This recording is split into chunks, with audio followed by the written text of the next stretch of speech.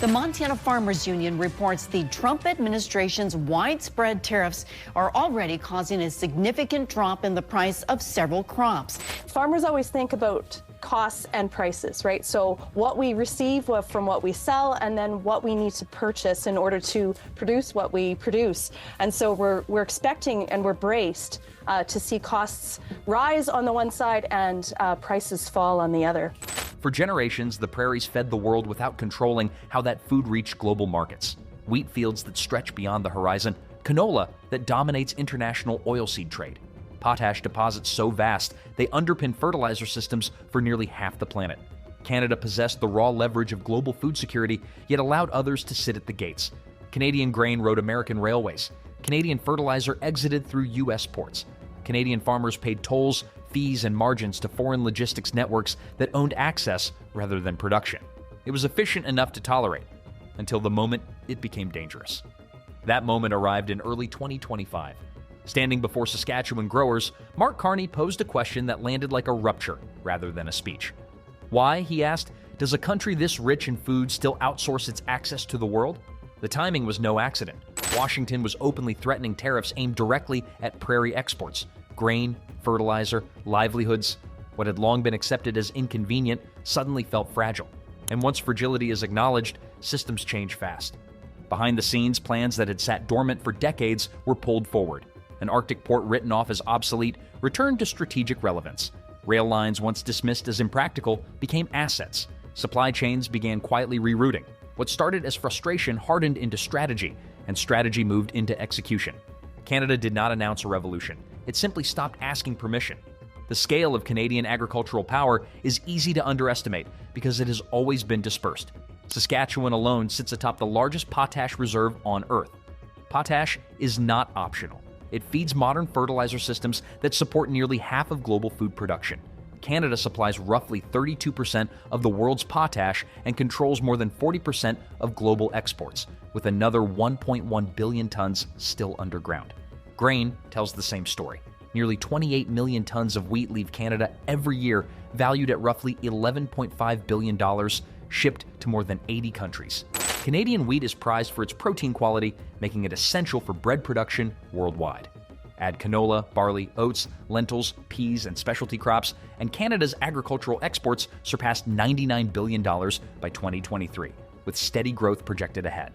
By output, Canada ranks among the most powerful food producers on Earth. By control, it did not.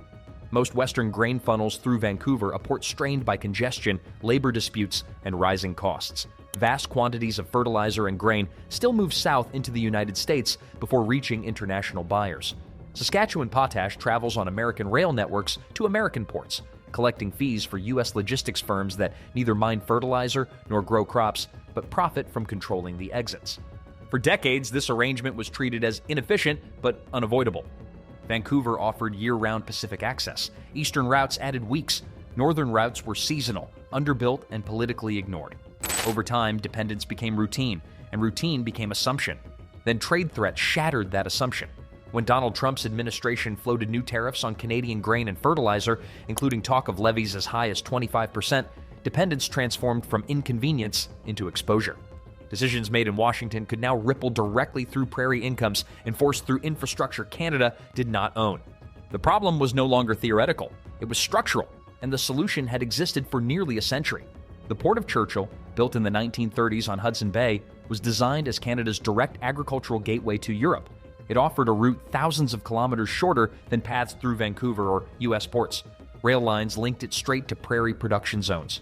On paper, it should have transformed Canadian trade. Instead, it withered. Underinvestment kept shipping seasonal. Volumes remained low. In 1997, Ottawa sold the port and its 1,300-kilometer rail line to the American firm Omnitrax for $1. Maintenance declined.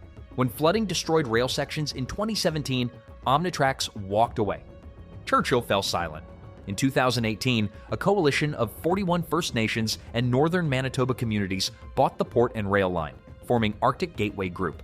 The move was historic, but expectations were low. Few believed the port would ever anchor large-scale global trade again. Then the world changed. Shipping costs surged. Vancouver congestion worsened. U.S. trade policy grew volatile. climate change extended Hudson Bay's navigable season. What once seemed impractical began to look inevitable. The pivot became unmistakable in March 2025. Genesis Fertilizers, a Saskatchewan-based firm planning a major nitrogen fertilizer facility, announced a partnership with Arctic Gateway Group.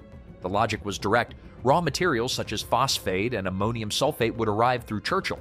Finished fertilizer would leave the same way. No American rail, no U.S. ports. Genesis plans to produce 1 million tons of fertilizer annually, requiring roughly 300,000 tons of imported phosphate. Historically, those inputs moved through American systems. Under the new model, they would not. The Hudson Bay route connects directly to Atlantic shipping lanes, shaving distance, time, and cost compared to sending freight west or through U.S. bottlenecks. The move was not framed as political. It was economic. Lower logistics costs, fewer choke points, full Canadian control. Once fertilizer followed that logic, grain could not be far behind. Canada exports nearly 29 million tons of grain annually through Vancouver alone. Churchill historically handled only a fraction, not due to lack of demand, but lack of infrastructure. Arctic Gateway Group's strategy was not to replace Vancouver overnight, but to unlock capacity that simply could not exist without northern routes. That strategy crystallized as the Port of Churchill Plus project. Plans include modern grain handling equipment, expanded storage, upgraded loading systems, and improved rail capacity. Icebreaker support could extend the shipping season from 4 months toward near year-round operation. With those upgrades, Churchill becomes viable at scale. Shipping to Europe through Hudson Bay saves roughly 6 days compared to Vancouver routes. For traders, that time converts directly into money through lower transport costs, reduced spoilage risk, and tighter market timing. More importantly, it keeps Canadian exports fully inside Canadian systems from farm to port. Grain grown in Saskatchewan moves on Canadian railways, ships from a Canadian Arctic port, and reaches European markets without touching American infrastructure. Fees that once flowed south stay home. Control shifts back to domestic hands. This is where the $780 billion figure enters the conversation. It does not represent Canada's entire agricultural economy. It reflects the estimated value of trade that could realistically transition to Arctic routes over roughly a decade. Potash exports generate about $5.5 billion annually. Redirecting even half northward adds up quickly. Grain shipments to Europe and parts of Asia contribute another major share. Conservative estimates suggest 15 to 20% of current grain volumes could migrate north.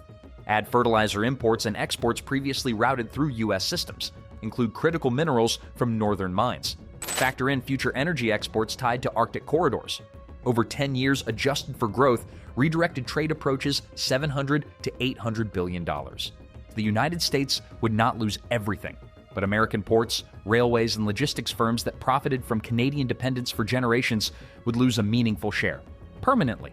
Infrastructure locks in behavior. Fertilizer plants designed around Churchill logistics do not reverse course because of short-term politics. Grain terminals built for Arctic exports served that role for decades. Trade routes, once established, resist reversal. Washington has limited leverage here. Canada is not violating agreements. It is investing domestically and choosing to use its own assets. Once that happens, hundreds of billions in agricultural exports begin flowing through routes American companies no longer control. The lesson is blunt. When trade depends on foreign infrastructure, control follows ownership. When supply chains stay domestic, sovereignty grows. Canada tolerated imbalance for generations because alternatives felt unrealistic. Political pressure changed the math.